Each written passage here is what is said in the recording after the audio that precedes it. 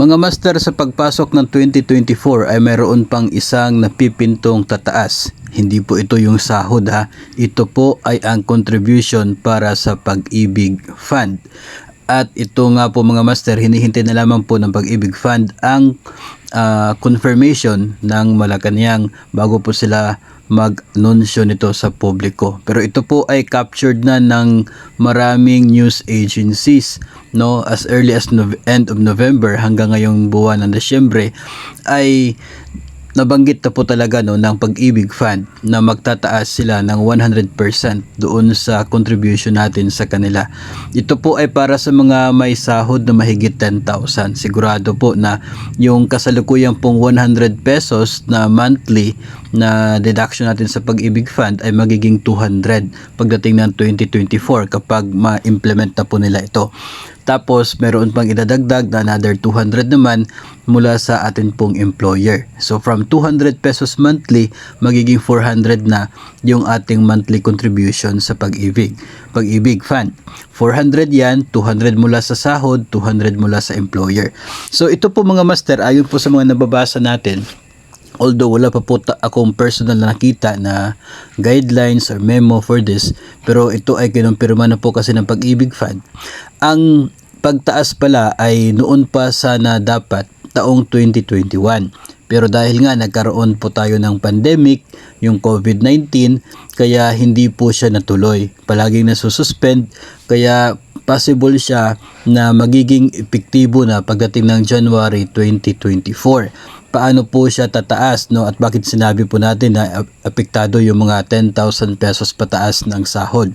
Kasi ang nangyayari pala mga master, kapag yung sahod po natin na medyo ganitong level na for DepEd personnel ay nasa 2%, no, yung dapat na atin pong contribution, 2%. Tapos si Pag-ibig mayroon po siyang tinatawag na parang maximum na fixed salary. No, yung dati kasi 5,000 yung fixed salary po niya monthly na nagiging basis.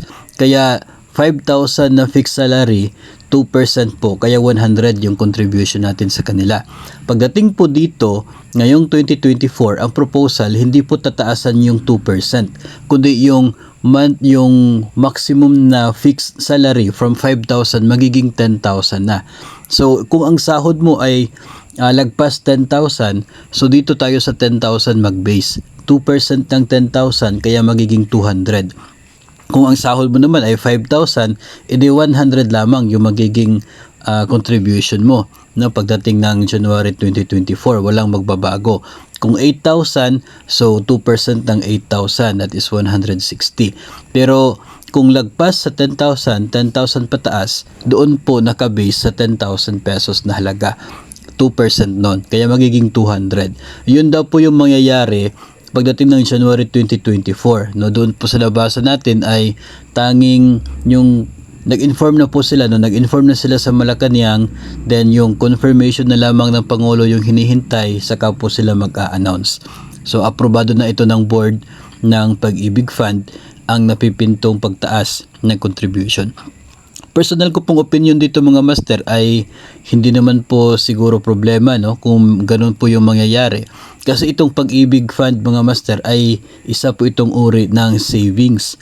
No, savings para sa kanyang mga miyembro. Isang uri ng savings na kapag umabot ka na ng 240 months of contribution, pwede mo nang ma-withdraw lahat, no, yung naipon mo for that 240 months, including yung contribution galing sa mga employer mo at including all of the dividends na nakuha mo from income of Pag-ibig Fund. So ibabalik sa iyo yun. So kaya natin sinasabing talaga siya, savings. Tapos kung hindi ka pa magre-retiro by after 20 years or 240 contribution, pag retire mo, no, after ilang taon, kapag nagretiro ka na, pwede mo ma-withdraw yung natitira doon. No, yung natirang contribution mo, natirang dividends, pwede mo makuha from Pag-ibig Fund. So, para bang savings talaga siya, iniipon mo, tapos yung employer mo nagbibigay din ng contribution doon sa savings mo, tapos kapag nag-retire ka, pwede mo makuha buo lahat na na-contribute mo, including the interest in the form of dividends. So, kaya medyo okay lang po kung gano'n po yung mangyayari dito po sa Pag-ibig Fund. No, iba po yung istorya niya doon sa PhilHealth, which is isa pong insurance, no? And magagamit mo lamang yun kapag nagkasakit, which is hindi po natin gusto talaga na mangyayari. Tapos iba din po yung eksena, yung sitwasyon sa Pag-ibig doon sa GSIS, because GSIS ay parang insurance doon sa magiging pension mo after ka magretiro. Si Pag-ibig is purely like a savings, no, na siya pong nag-iipon tayo ng pera tapos makukuha natin kapag tayo ay nagretiro na. So kaya okay lang, no, for me okay lang yung ganun po na mangyayari. 100 pesos from us, 100 pesos from our employer.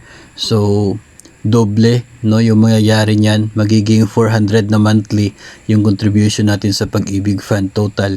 So, medyo malaki-laki na rin yung magiging savings natin kapag tayo po ay nagretiro sa ganito pong sitwasyon. So, hintay na lamang po natin itong formal na announcement ng Pag-ibig Fund kapag ito po ay handa nang i-implement pagdating po ng taong 2024, kasi ilang araw na lamang po at 2024 na.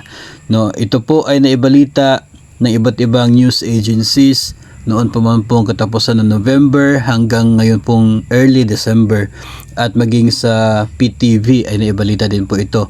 No, kaya malaki po yung ating paniniwala na this is really meant to happen kapag i-confirm po ng Pangulong Marcos at bibigyan ng go signal. So again, ito po ay supposedly 2021 pa sana na implementation ng Pag-ibig Fund, pero dahil po sa epekto ng COVID-19 pandemic, kaya ito ay kanila pong na-move at proposed na magsisimula sa January 2024.